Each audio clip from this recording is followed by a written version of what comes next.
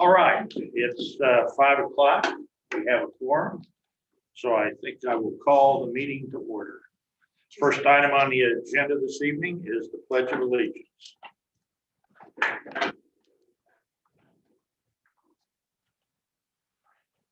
Pledge allegiance to the flag of the United States of America and to the republic for which it stands, one nation, under God, indivisible, with liberty and justice for all.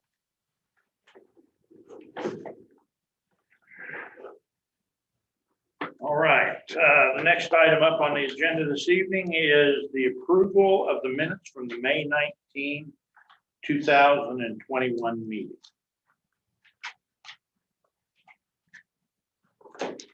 Make a motion to approve that.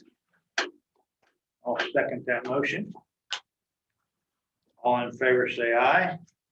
Aye. I'll abstain because I'm right here. And we have 2 abstentions.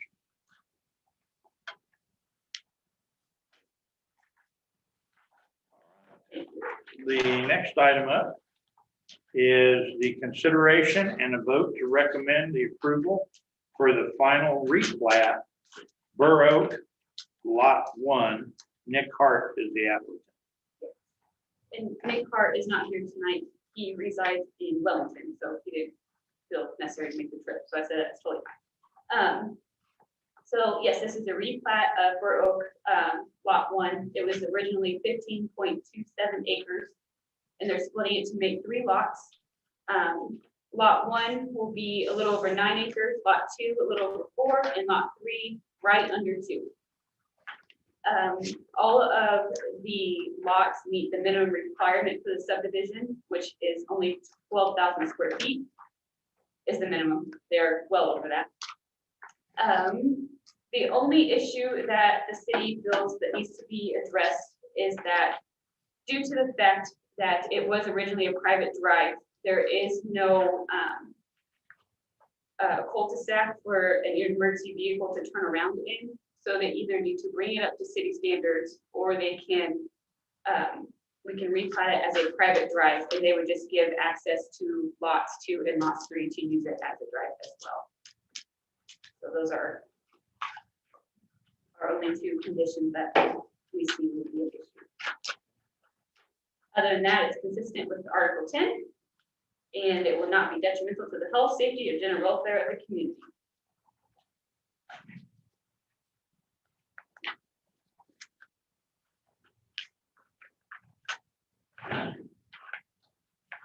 Well, if I understand this right, he's donating the roadway. Is that right here, this part right here?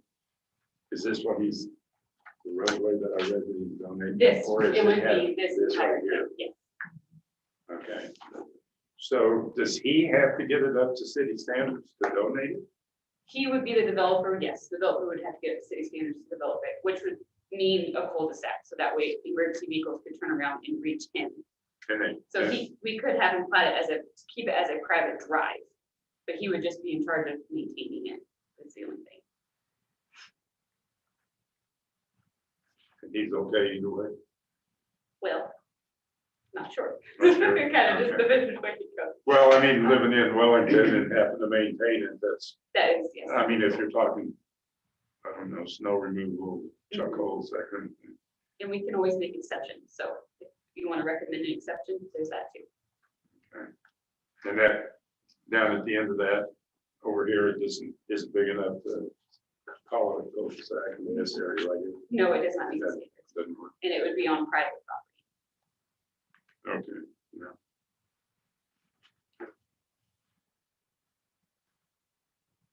Then the other little road that goes back out to 287th, that's part of the, what the city would pay. No, that is actually on private property. Oh, Mhm. oh, I got you. Yes. Because it's actually pretty nice drive. That house was there before this was even platted. So Right. if they just kind of grandfathered that. Are you talking about this right here? Yeah.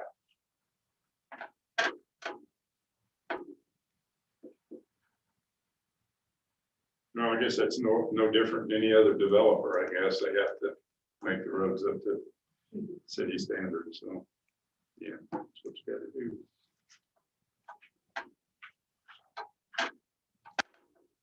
Have any other questions? Further discussion?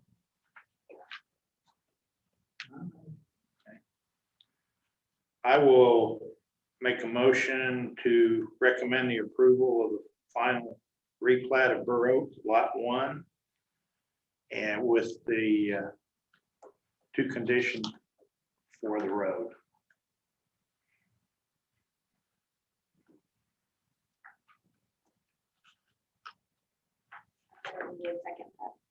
You have to, include lot 2 and 3 in that. No, this is just a replat of Lot 1. It's everything. It's all. It's three, everything. yeah. Yes, so lot 1 was originally this entire thing. Yeah, right. Right, So, lot 1, 2, and 3. So it's replat lot 1, which is now 1, 2, and 3. yeah, Yes. it's the so you were- replat of Yes. Lot 1. Yes, create you are Lot correct. 2 and 3. Yes, Oh, yes, okay. yes, so the Okay. motion is yes, you are correct. Okay, all right. I've got a motion and I've got a second. Any further discussion? No. Hearing none, we'll put it to a vote. All in favor, say aye. Aye. All opposed, same sign. Motion carried. Sorry about that. No, that wasn't fine. Yeah. Of course, sometimes it doesn't take a lot to confuse me. So. I hope you make Right, the next item on the agenda this evening is a discussion of regulations pertaining to buildable lot sizes. It's a fun word to say. Yeah. So, yes, I did some research and I came up with some suggested language. So originally, our original text says lots platted prior to 1983 shall have a minimum lot area of 6,000 square feet, and lots platted after shall have a minimum of 8,500. So that leaves, as we all know, on the established part of town, there's quite a few lots that are right under 6,000 square feet, especially with houses on them right now that if they are demolished, you can't rebuild. So that's a pretty big issue. So this is some of the suggested language that staff researched. We said the minimum lot area requirements of 6,000 square feet for lots platted prior to 1983 may be waived for residential uses if the following conditions are met per staff review and approval. And we listed that the applicant must submit a certified plot plan for staff to review. And someone brought up, why can't it just be a survey? We said a plot plan because it shows the house on the lot, so we can be sure that it would comply with the setbacks. So that's why we said survey or plot plan instead of survey. Would that make any difference to a person wanting to build? I mean, as far as one versus the other, as far as the expense? It shouldn't, because in order to get a permit approval, they have to give me one anyway. Oh, okay. So All right. Okay. a plot plan shall comply with setbacks that are stated in Article 4, which do vary from zoning to zoning, but typically the setbacks would be 5 to 7 feet on the side. It's not very big. The combined square footage of the principal structure, detached garage, and utility storage shed should not exceed the maximum building coverage in table 4.110A. And with no maximum building coverage provided, it should cover no more than 70%. 7% is generally the most common in our building codes. Very rarely is it over or under 70% for max building coverage for a lot, for all the structures. The primary residential dwelling shall comply with section 15.525 single family residential design standards. And that is the standards in LDO that just say that it has to have a foundation, the minimum square footage of the house. It has to have the main dwelling rooms, like habitable rooms and things like that. And the last one is the principal dwelling unit shall comply with the building code requirements adopted by the Paola municipal code. So those, if you have any feedback, any thoughts or anything, I would love it. Well, somebody wants to rebuild on 6,000 square feet. Why does it change if it's platted? I mean, to me, the square foot is platted no matter what. I mean, if it's 6,000 or if it's 8,500. So, And if somebody wants to knock down the house and build another house on it, I guess I don't quite understand why that changes from the 1983 requirement. I don't get that. I don't The get issue, it. Jim, I think the issue is that in the older part of town, there's a fairly decent, there's quite a few lots that aren't 6,000 feet to start with. Right. That were, when they were platted originally, they're not 6,000 square feet. Even though it says a minimum of 6,000 before 83. Right, but when they did Oh, that, I think when they did that, nobody took into consideration the older section of town that had been platted back in the 20s and the 10s Yeah. and everything. So where the lots are not all 6,000. Okay. Some of them are slightly less mhm. than 6,000. Okay. Some of them are quite a bit less than And 6,000. this gets rid of that That, technicality and yeah, brings it to where they can knock that house down. yeah, But it's yeah, because you with can, the setbacks. yeah, Okay. yeah, as long as Okay. it meets the setback. Yeah. So much. Yeah, okay, thank you. Yeah.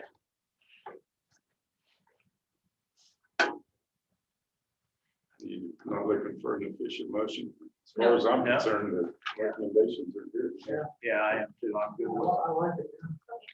So Try and I, make it as easy as we can for people to knock down and rebuild and Yeah. not be hung up by words. this will, just so we're all aware, this will make it so staff will be able to approve this. Everyone's okay with that. So that way we don't have to keep coming with variances. Right. So, okay, we just wanted, Yeah, if you've got one that doesn't do It'll it, come then with they can variance. still come in absolutely, with a variance if they need to or Yes. want to. absolutely, yes. But this will take care of eliminating having to do it every time. Mhm.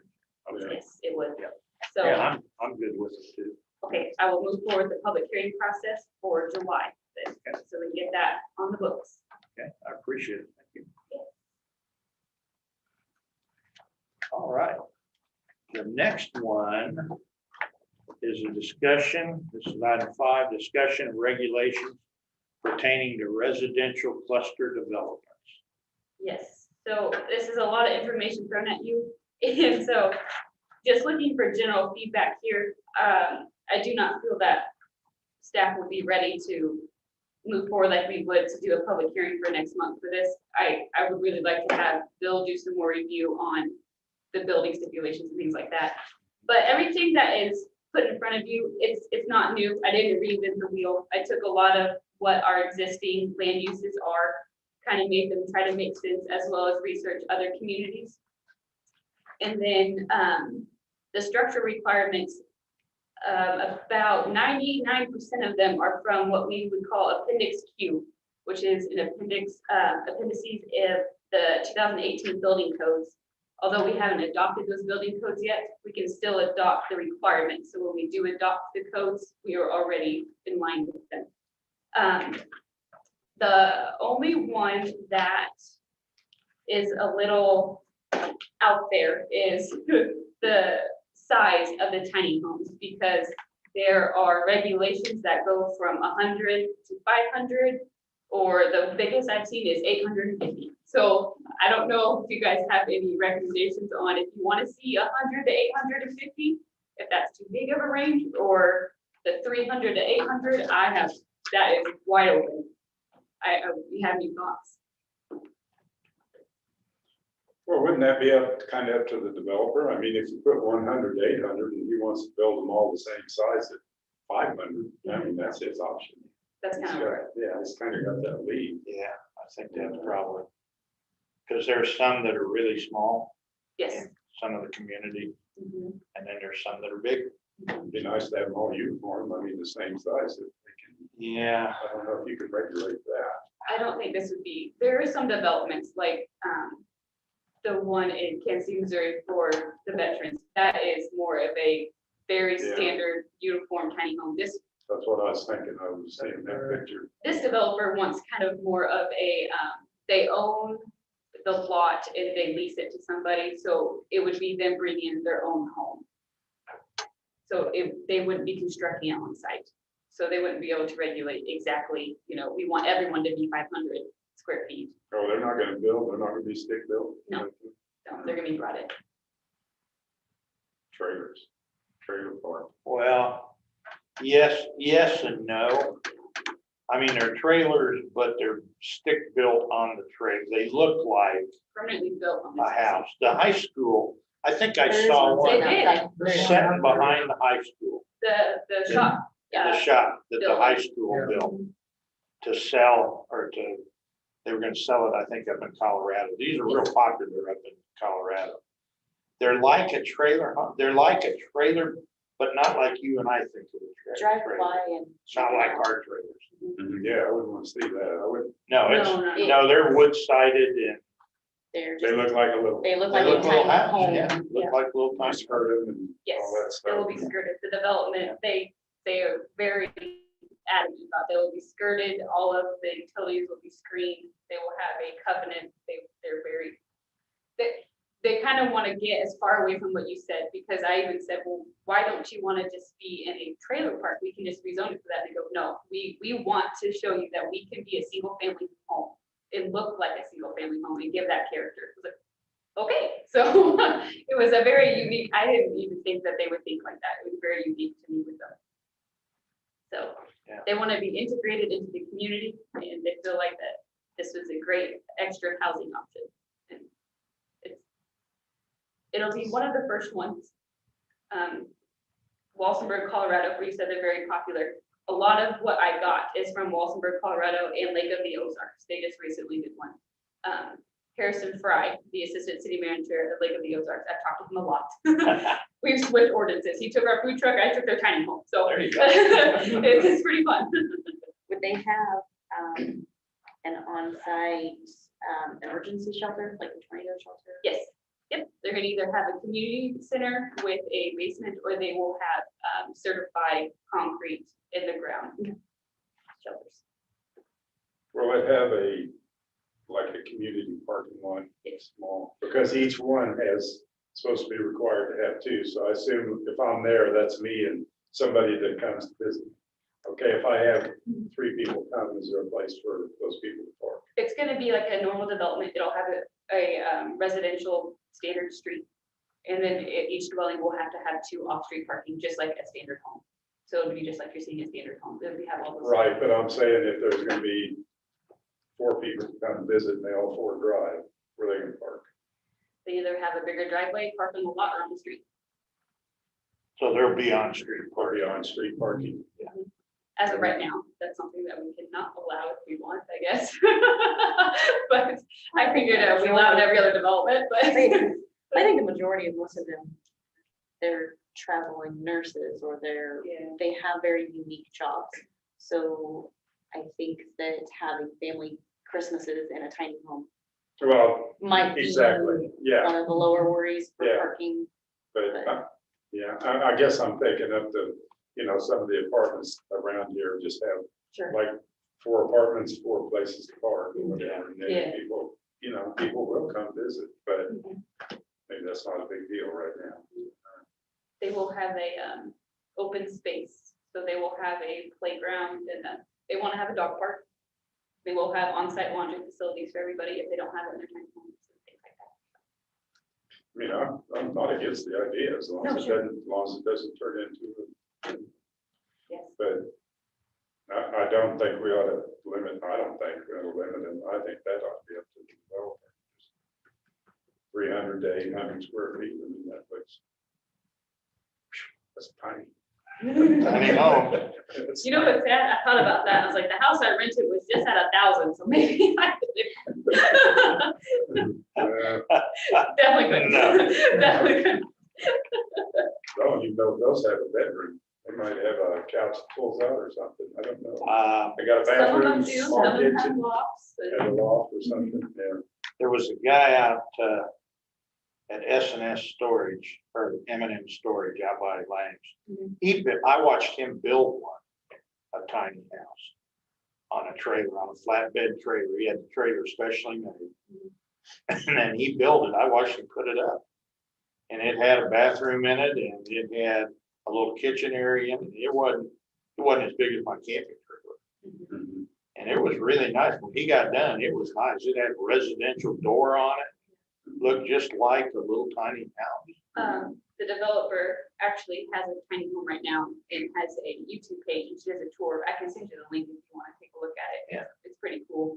Well, I remember seeing some of them on the news when they was talking about the development of the city for the veterans, and I thought, that's perfect. It is for them, That's, isn't it? that's, I think that's great, yeah. yeah. I know.